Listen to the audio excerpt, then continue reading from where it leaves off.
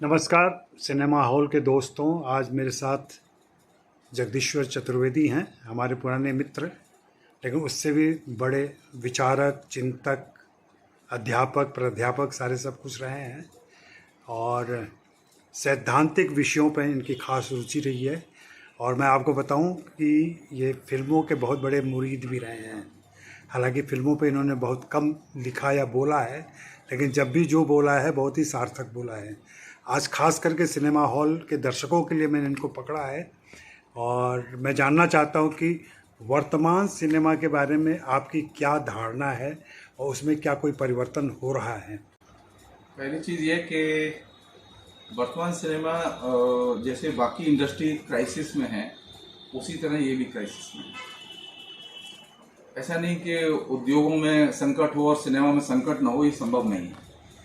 तो सिनेमा पे बात करते समय ये चीज़ ध्यान रखनी चाहिए कि डी इंडस्ट्रियलाइजेशन के फेज में सिनेमा इंडस्ट्री भी प्रभावित होगी। ये नव्य आर्थिक उदारीकरण है जिसने कि बड़े पैमाने पर लोगों में बेरोजगारी और छोटे उद्योग धंधों का जिस नाश हुआ है, उसका असर सिनेमा में पड़ा है, क्योंकि उसकी ऑडियंस घटी है।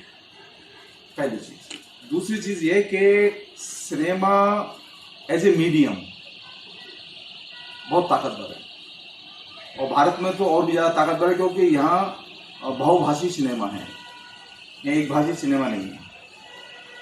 और हिंदी सिनेमा उसमें निश्चित तौर पर ज़्यादा बड़ी ऑडियंस को घेरता है, ज़्यादा बड़ी दुनिया को घेरता है, तो उसकी ताकत और भी ज़्यादा है। इसके दो बहुत ही जटिल एस्पेक्ट हैं। एक एस्पेक्ट तो यह है कि ये एक बड़ी ऑडियंस है इसके पास में, लेकिन इससे भी बड़ा जटिल एस्पेक्ट यह है कि इसका जो ऑडियंस है वो बेसिकली कंज्यूमर है। क्रिटिकल व्यूअरशिप इसके पास मिनिमम है, और ये इसकी सबसे बड़ी कमजोरी है। बंगला में ये चीज नहीं है, मलयालम में ये चीज नहीं, वहां एक क्रिटिकल व्यूअरशिप है और एक अच्छी खासी संख्या में है। दिक्कत ये हो गई है कि हिंदी सिनेमा के पास में व्यूअरशिप तो है, लेकिन क्रिटिकल व्यूअरशिप 1% भी नहीं। क्यों मैं कह रहा हूं कि नसीम जैसी फिल्म जब रिलीज होती है बंगाल में, वो हिंदी में थी, तो बंगाल में उसके पास में 10 या 12 ऑडियंस थी जब रविंद्र सर ने उसका पहला शो हुआ और मैं देखने गया। मेरे लिए शॉकिंग था। लेफ्ट फ्रंट गवर्नमेंट थी, सेकुलर पूरा का पूरा कैलकाटा था, लेकिन ऑडियंस नहीं थी। तभी मेरे दिमाग में एक चीज स्ट्राइक की जिसे मैं शेयर करना चाहता हूं, वो ये कि कंज्यूमरिज्म के एक्सपेंशन ने बड़े पैमाने पर सामान्य नागरिक का सांप्रदायिक चेतना से एक तरह से युक्त दिलो दिमाग बनाया है, जिसे कि हम लोग नोटिस नहीं लेते। हम लोग राजनीतिक दल को तो नोटिस लेते हैं, लेकिन हम इस चीज को नोटिस नहीं लेते कि जो फैशन डिजाइनिंग में जो चीज आ रही है, विज्ञापन में जो चीज आ रही है, वस्त्र डिजाइनिंग में जो चीज आ रही है, वो कैसे दक्षिणपंथी राजनीति को एग्रेसिव कर रही है, इसे हम नोटिस नहीं लेते। इस पर हमने चर्चा नहीं की। मसलन ये चीज तो डिस्कस की जानी चाहिए कि हमारे यहाँ जो फैशन डिजाइनर हैं, जो कपड़े आ रहे हैं सस्ते दर पर, जो कि निम्न मध्य वर्ग और मध्य वर्ग और उसके नीचे के वर्ग में जो सबसे ज्यादा खपत जिनकी है, उनकी डिजाइन कैसी है।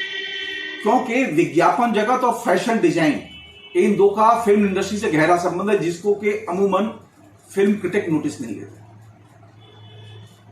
जो कोई भी फिल्म बिना डिजाइनर के वो तैयार नहीं होती।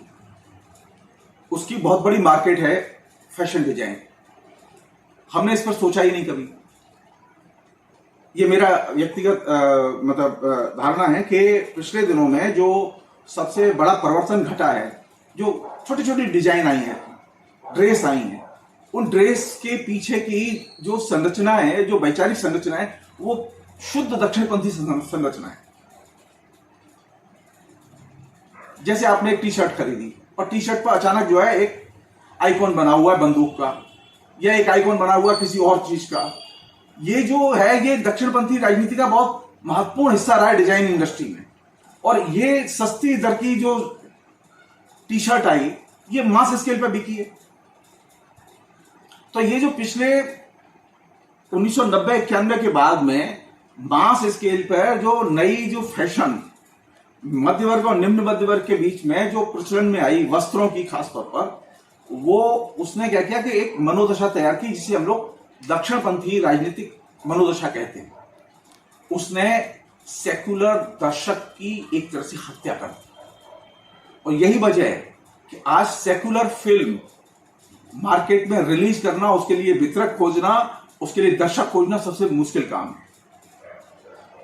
हमारे फिल्म तो है, ये जिसे कहें कि यांत्रिक समझ होगी कि हम ये कहें कि फिल्म जो है, हिंदी सिनेमा जो है वो धर्मनिरपेक्षीकरण करता है।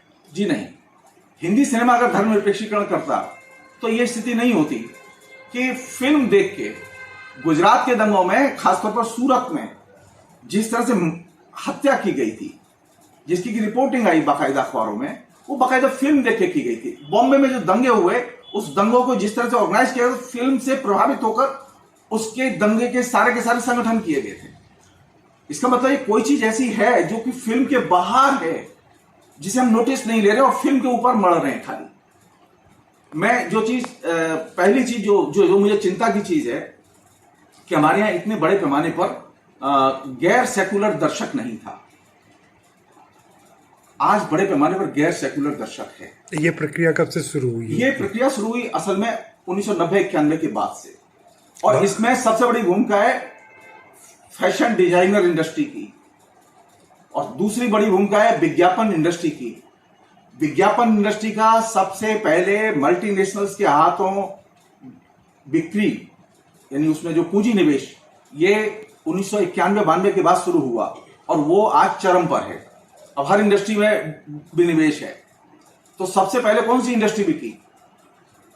हिंदुस्तान की जनता के दिलो दिमाग पर कब्जा करने के लिए सबसे पहले विज्ञापन उद्योग और विज्ञापन कंपनियों को विनिवेश के जरिए खरीदा गया। उसके बाद में वो मीडिया में आए। हमने कभी ध्यान नहीं दिया कि फैशन में और विज्ञापन में इनका बहुत बड़ा एरिया, और ये अनचैलेंज एरिया है।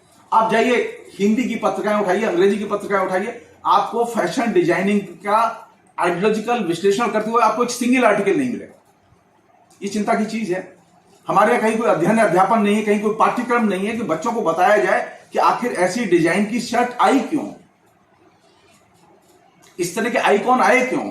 सेकंड चीज, एक बड़े पैमाने पर जो पहले क्या था कि ट्रेडिशनल खेल थे, बच्चे इन्वॉल्व थे, लेकिन अब एक नए खिलौना उद्योग पैदा हुआ। उसने मनोदशा तैयार की बच्चों की, और उसमें कौन से सबसे ज्यादा प्रचलित खिलौना है, जो सबसे ज्यादा ताकतवर है, जो सैन्य सामग्रियों से संबंधित खिलौने हैं। ये जो इतना आक्रामक जो यूथ जो निर्मित हुआ है पिछले 20 साल में, वो कहां से पैदा हुआ? माँ बाप तो ऐसे नहीं थे, लेकिन फिर ये इतना आक्रामक यूथ कहां से आया?